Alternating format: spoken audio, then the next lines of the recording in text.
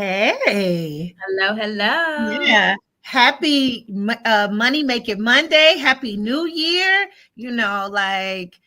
Happy, Happy right? everything. Listen, happy money making Monday, y'all. How Thank y'all you. feeling today? We feeling great. Yeah. How are you? Yeah, I'm feeling good. I'm feeling good. No complaints. Ready to dig on in today. But before we jump into it, I be ready sometimes, right?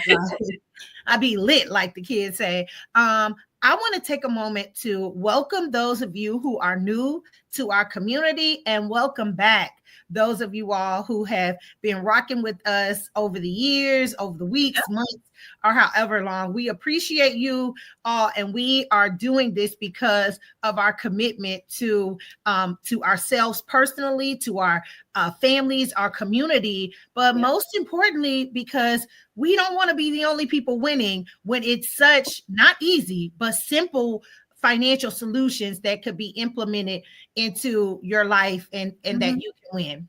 So, with all of that being said, my name is Quintaria Brunson, and I'm a financial strategist that is committed to making sure that my community lives the legacy that they desire and also leaves a legacy that they desire as well too. So it's a lot of ways that we get that done, but essentially that's what I do. I am a legacy builder, right? I'm a Love legacy builder, and we use financial strategies to assist in getting individuals there. So that's all I have for it. yeah. How about Legacy you? legacy builders is who we are, and this is why we work together. So my name is Mercedes Coates. I am the CEO and founder of Coatesway Financial. We are actually a full-scale financial services company. What we do is we show families and business owners how to protect their income and assets. We use financial strategies to create tax-free cash flow, and we show you how to have guarantees in retirement. So you're not just working for nothing, you're working towards something, right? Yeah. So in a sense, guys, coming here on Money Making Mondays, we're giving you those tips and strategies. Today, we have a great topic. And before we dive in, we're going to go to our quote of the day. All righty. I got a good one, y'all. Beep, beep, beep, beep, beep. This is from Beyonce, right? Okay. It says, in our perfect ways, in the ways we are beautiful, in the ways we are human, we are here. Happy New Year's, and let's make it ours. So I figured I'd start with a little celebratory, to kick this new year off. But yeah, so beep, beep, beep, beep, beep.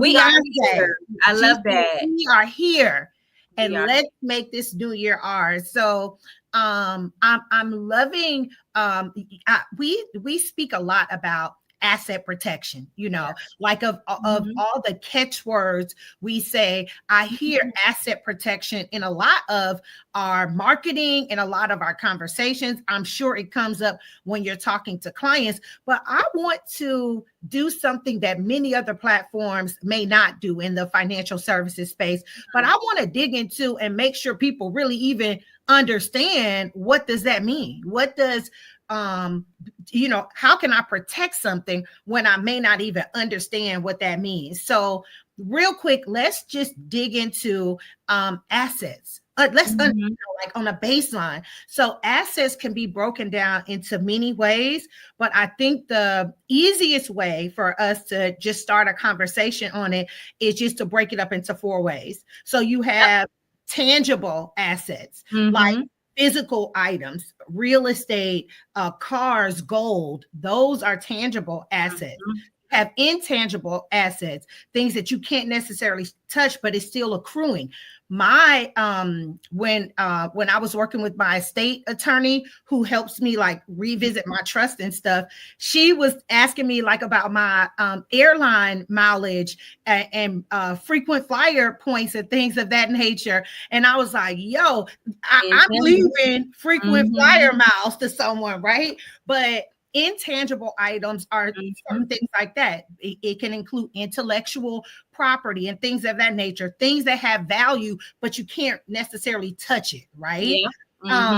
Liquid is your cash, your cash on hand. And liquid, not that all of these are important, but liquid can often be the area that people are depleted the most. People have a lot of credit and all, and a lot of things going on, but many times we may not have hardcore cash or things that can easily convert into cash. I'll say this real quick. I know we're still on the explanations, but real estate is one of those things that it's not easy to convert into cash. So that's why I really enjoyed that we do our due diligence on showing people other ways outside of some of the most popular ways. And then finally, you have illiquid items. So you have liquid, which is cash, and illiquid is things that are like things that you're in the process of liquidating and things of nature. So you have tangible, intangible, liquid, and illiquid assets. And of those, we have ways that you can protect all of those entities as you start building that. Absolutely. I mean, I love that you kind of broke that down. I talk to people about like your net worth, and they're like, Mercedes, I don't have any net worth. Well, your net worth are your assets. You do. Yeah. Everybody has net worth. You do. Everyone does. Everyone does. Yeah. So it's what you own. It's the assets that we're talking about. So when even with that, like I said, my estate attorney pointed out things that were assets that I wasn't even considering. I wasn't thinking about airline miles and that, and Lord knows I'm a jet setter, right?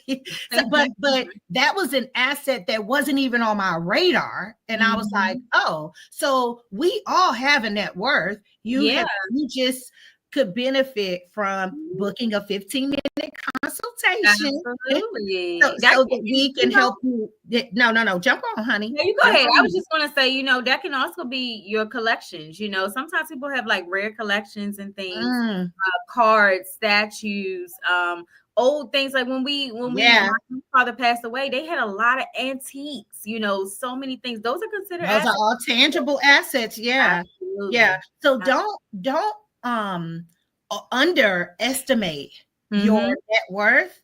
Don't underestimate things that are assets, things that have value, because value is in the eye of the person perceiving it as well too. So it may be things that I hate to keep going back to that, but that was such a revelation for me, something I took for granted, that my attorney was like, no, you have accrued enough of this that we need to determine how this will be managed.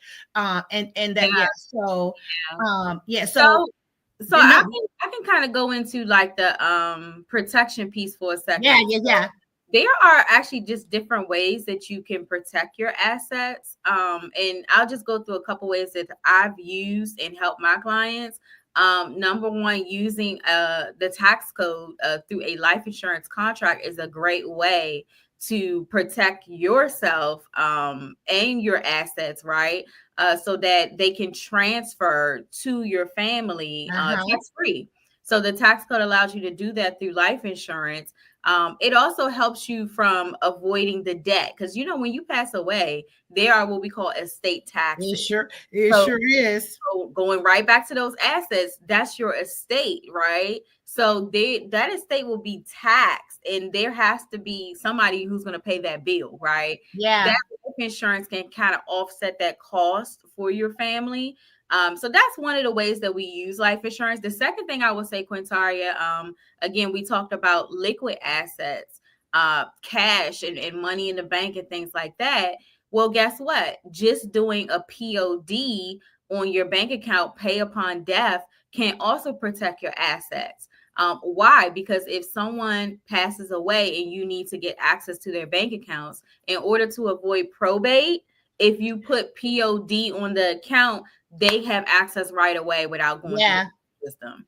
And that is so necessary. Of all the things that I've seen bottleneck when people find themselves in that predicament, those bank accounts is it's like a sneaky little something, and you may have Nana or Big Mama debit card, you may do the deposits, you may do all the people at the bank may know you, but when she transition, lock, clink, clink, right? You And can it, no, yep, you and if cannot you access it anymore. yeah, if you have immediate bills, guys, that can be a big problem. Like if you and your spouse don't have each other, you should have your each other on as a POD or someone that you would deem responsible enough to access those funds in the event that is needed. But Now, if you're Mercedes, is that a married, form or like how do well, people it complete? used to be a form that you just do inside the bank. I'm not sure if you can do it online, but I Gotcha. know back in the day when I was doing all this stuff, I went into the physical bank and I learned that unfortunately through when my grandfather passed, one of the things that he did was put me on as a POD. I didn't even know what that was. I Yeah. just saw POD. I'm like, what is this? Pay upon death. He left me his bank account. And I'm like, what? Yeah. That's crazy. So that's how I learned about that. And that was over 10 years ago. Yeah. So those things, just that little thing, I think is super critical for people who live together or depend on each other, whether it's your children being a POD or adult children, or whether Yeah. it's someone that you care about. Yeah. You need to Yeah. do. What else? What else can we do? We were well, one thing I will say too is although there are so many assets that we discuss, focus on your income producing assets or things that have the greatest possibility to to produce income and protecting those things.